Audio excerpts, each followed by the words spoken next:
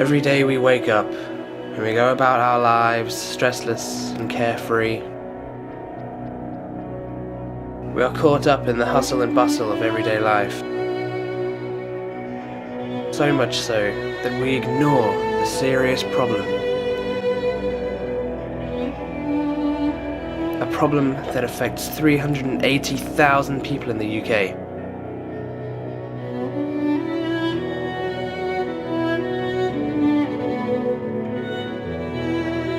Homelessness. At any given moment in time, there are approximately 800 rough sleepers in the UK.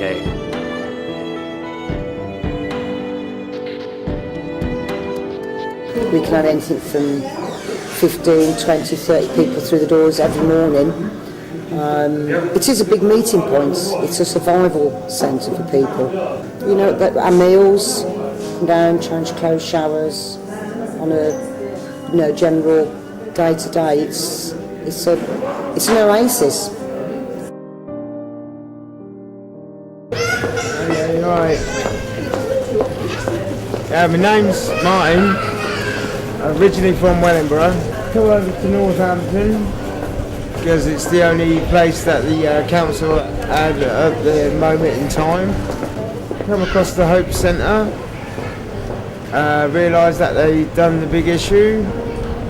Started to get interested in it and ended up doing it, and 5 years down the line I'm still doing it. It's like a watering hole. People come down and get the daily needs. There's a lot of things that go on in the centre,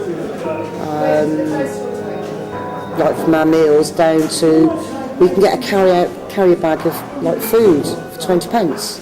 You get half a loaf of bread, some tin food. It's enough in the bag to do you some meals, especially when you're out on the streets at night. I live life as life is. Yeah, okay, I'm alcohol dependent, so what? Yeah. You've got to have some sacrifices in life. Some enjoyment, some... Yep. Yeah. It fills up a part of my day, keeps me out of trouble. I get to meet different types of people and that, so yeah, it's all good. It does help. I'm a rapper, a musician, you know what I mean? I come into the soap centre to use the computers and that because I basically ain't got the internet in my house at the minute, and yeah, it's free. The computers are free here. You get free coffee and that. You get help from the staff. The staff are good here. Do you know what I mean? Yeah, they help us survive. Unfortunately, I've now survived. Touch wood. I've got 13 children and I've got 13 grandchildren, which I didn't even know I'd got. But me girlfriend, she put me on Facebook, and all my children and my grandchildren are contacting me. They've all got my mobile number. It's built me right up. I mean, last week I was 50. I didn't even think I was going to make that yet. I wasn't a rough sleeper, and I've just, with the help of the Hope Centre and CAN and NASH, because all these organisations work together, I've just actually moved into my own flat. The reason I ended up in this situation was I split up with my wife, so I ended up homeless on the streets and that. Got several health problems, diabetes, chronic diabetic, my pancreas is also very, very not good, my liver's not good, but I keep on going. The general public have got the impression, people that hang around the soup kitchen, yes, there are a lot of drinkers, yes, there is a lot of alcoholics, and they just think that's all they do.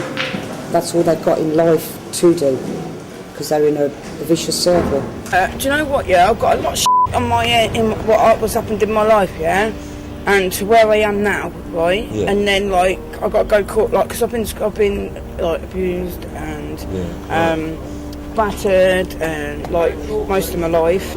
Lost 4 kids, my last one, which is 6 months old, I'd get him back May if I stopped the drinking and everything else. Because of my health issues, I was able to get a flat. It's a nice flat, it's up Right Hill, very quiet and that, the way I like it.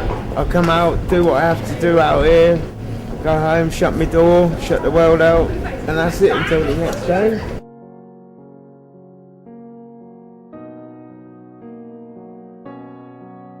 On cold and windy nights in January and February through to March, a lot of body heat can be lost through the floor. Of course, this can bring on hypothermia, pneumonia, and other effects like that.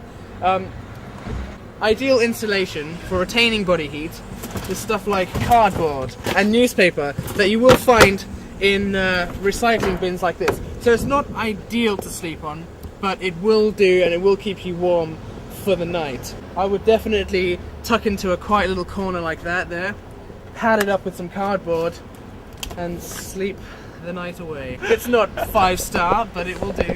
These are mattresses that are getting thrown out, which of course would make a much more comfortable solution to sleeping outside than perhaps the cardboard and the newspaper. Of course, just ask someone if you can have it, or steal it if you have to, and take it back to your nice little corner, the back ends of the city and the towns, and you've got yourself a bed. I wouldn't have survived out on the street, not at all. Like, even now, if I was to go back out on the street, I wouldn't make a night through, put it that way.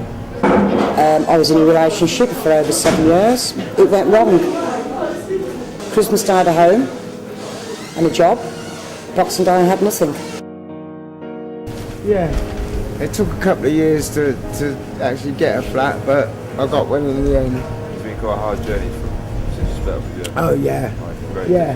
yeah, because I was, like I say, I'm a married man, 2 lovely girls and that, just going out to work every day and whatever. And I ended up in this situation and not knowing anything about homelessness or whatever, so it was all a very big eye-opener for me, but I managed to come through the other end and, yeah, just carry on going and take day by day, as you do. And that's how quick you can lose everything. That's how quick it does happen. And, it's a shame, because it's a big struggle. Once you've gone down to that low and lost it, it's a big struggle to get back up. The process by which people acclimatise to living on the street is known as the 4-week rule.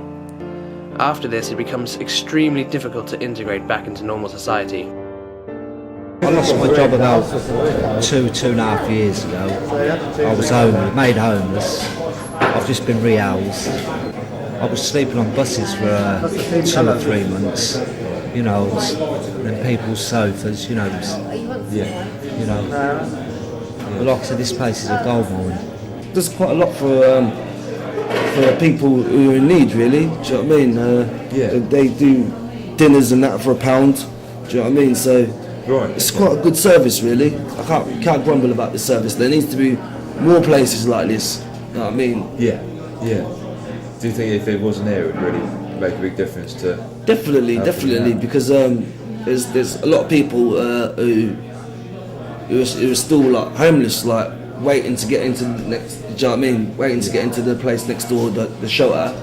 So there obviously needs to be more places. It's its own community. Everybody helps each other. Nobody has nothing, but what they've got, what little they do have, they share to somebody that's got absolutely nothing.